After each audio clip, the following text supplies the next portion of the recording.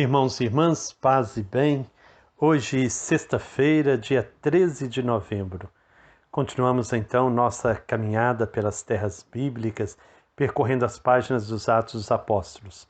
Nós estamos ouvindo a pregação de Paulo, que na sinagoga convida a todos à conversão, à verdadeira mudança de vida, à transformação interior. E nós vamos vendo que a missão gera conflitos. Façamos então nossa oração, pedindo ao Senhor a graça de entendermos, de compreendermos, de vivermos a Sua palavra. Deus Pai, Filho e Espírito Santo, fonte transbordante da missão, ajuda-nos a compreender vossa palavra, a testemunhar como as primeiras comunidades cristãs que a vida é missão, dom e compromisso. Que os encontros que faremos percorrendo as páginas dos Atos dos Apóstolos ajudem a cada um de nós a ser testemunha profética do Evangelho numa igreja em saída de discípulos e missionários em estado permanente de missão. Eis-me aqui, Senhor, quero assumir a missão de construção do vosso reino. Envia-me. Amém. Nosso texto bíblico hoje, então, é a continuação do capítulo 13. Nós hoje partiremos do versículo 38, vamos até o final deste capítulo, no versículo 52. 13, de 38 a 52. Portanto, irmãos, fiquem sabendo que é por meio dele que o perdão dos pecados é anunciado a vocês. E de todas as coisas de que vocês não puderam ser justificados pela lei de Moisés, por meio dele, todo aquele que acredita é justificado. Cuidado, portanto, para que não aconteça a vocês o que foi anunciado pelos profetas. Olhem, desprezadores, maravilhem-se e desapareçam, porque nos dias de vocês vou realizar uma obra tal que vocês não acreditariam se lhes fosse contada. Ao saírem, pediram que continuassem falando sobre o mesmo assunto no sábado seguinte.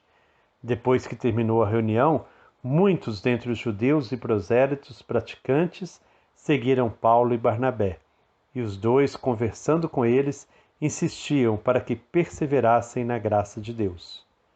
No sábado seguinte, a cidade quase toda se reuniu para ouvir a palavra de Deus. Quando os judeus viram as multidões, encheram-se de inveja e com blasfêmias falavam contra o que Paulo dizia. Então Paulo e Barnabé falaram com toda franqueza. Era preciso que a palavra de Deus fosse anunciada a vocês em primeiro lugar. Mas como vocês a rejeitaram e não se julgam dignos da vida eterna, eis que nós vamos para nos dirigir aos gentios, pois assim o Senhor nos ordenou. Eu coloquei você como luz para as nações, para que leve a salvação até os confins da terra. Ao ouvir isso, os gentios se alegraram e glorificaram a palavra do Senhor. E todos os que estavam destinados à vida eterna acreditaram. Assim a palavra do Senhor se espalhava por toda a região. Mas os judeus convenceram algumas senhoras ricas e piedosas e também os líderes da cidade e provocaram uma perseguição contra Paulo e Barnabé até que os expulsaram do seu território. E os dois, sacudindo a poeira dos pés contra eles, foram para Icônio, enquanto os discípulos estavam repletos de alegria e do Espírito Santo. Palavra do Senhor, graças a Deus. A história chega até nós. O nós que ali significava todos os que se encontravam reunidos na sinagoga, judeus e pagãos. Paulo abre a esfera judaica para todos. Não fala da atividade de Jesus, porque não foi testemunho ocular. O anúncio termina com o convite à conversão. De que modo a ação de Deus através de Jesus chega até nós? Pela conversão, pela mudança de vida, para receber o perdão dos pecados. Essa é a coisa incrível. O que a religião judaica não conseguira fazer através da lei, Deus vai realizar através da graça, por amor. Não se trata de perdoar pecadilhos e pequenos defeitos, mas de dar a chance de mudar de compromisso de vida. Não mais o compromisso com a injustiça, mas o compromisso com a verdade e a justiça, que gestam um mundo novo em que todos poderão ter a liberdade e a vida. É claro que isso interessa a todos. Paulo e Barnabé são convidados a falar no sábado seguinte e já começam a ser seguidos. Em troca, os missionários insistem para que as pessoas continuem fiéis à graça de Deus. Com efeito, a libertação e a salvação são realidade tão grandiosa que nenhum preço as pode pagar. Quando se é salvo pelo amor gratuito, só há uma resposta possível: responder com o amor gratuito e sem limites. O que se ganha de graça é usufruído plenamente quando é repartido de graça. O cristianismo instaura o prazer do dom acima da reciprocidade da justiça. Ou melhor, eleva a justiça ao plano divino, onde o dever e o prazer coincidem.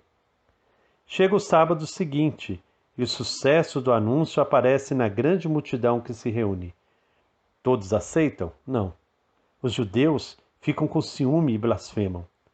Não só temem perder os clientes que pagam a sinagoga, mas também abrir mão do particularismo de ser o povo preferido de Deus. Não querem repartir o amor com que Deus os agraciou. É o mal típico dos justos, aqueles que se julgam justos.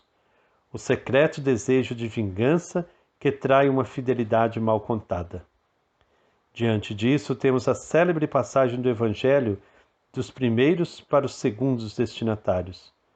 Paulo e Barnabé deixam claro que o povo judaico era o primogênito e o herdeiro principal das promessas.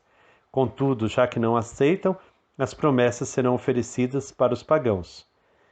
No livro de Isaías, no capítulo 49, versículo 6, é a justificação para essa atitude. Eu coloquei você como luz para as nações, para que leve a salvação até os extremos da terra. Cumpre-se assim o programa já anunciado no início dos Atos dos Apóstolos, no capítulo 1, versículo 8. O resultado, porém, é diverso. Os pagãos se alegram, das trevas passam à luz. Os judeus, porém, partem para a perseguição dos missionários. É claro que os judeus aqui configuram uma realidade mais ampla do que um povo e uma raça. São todos aqueles que não aceitam o projeto de Deus realizado em Jesus e anunciado pelos cristãos. E aqui aparecem bem quais os que não aceitam o projeto divino da justiça: as senhoras ricas e os líderes da cidade.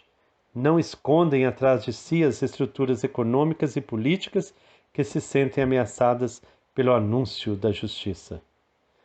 Mas há a alegria dos que têm fome e sede de justiça e que reconhecem que Deus responde ao seu clamor, não para poupá-los dos conflitos, mas para dar-lhes força e serenidade para atravessar os conflitos como Jesus, que morreu no conflito, mas foi ressuscitado por Deus e continua vivo para sempre.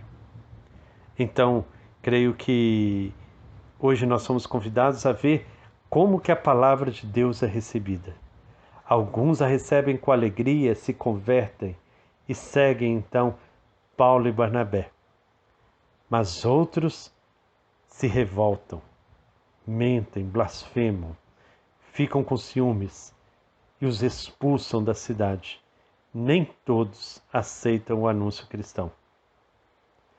Como está isso hoje? A palavra de Deus é bem aceita em nossa sociedade? Quem seriam aqueles que hoje não aceitam o projeto divino da justiça? As senhoras ricas e os líderes da cidade? Como está hoje?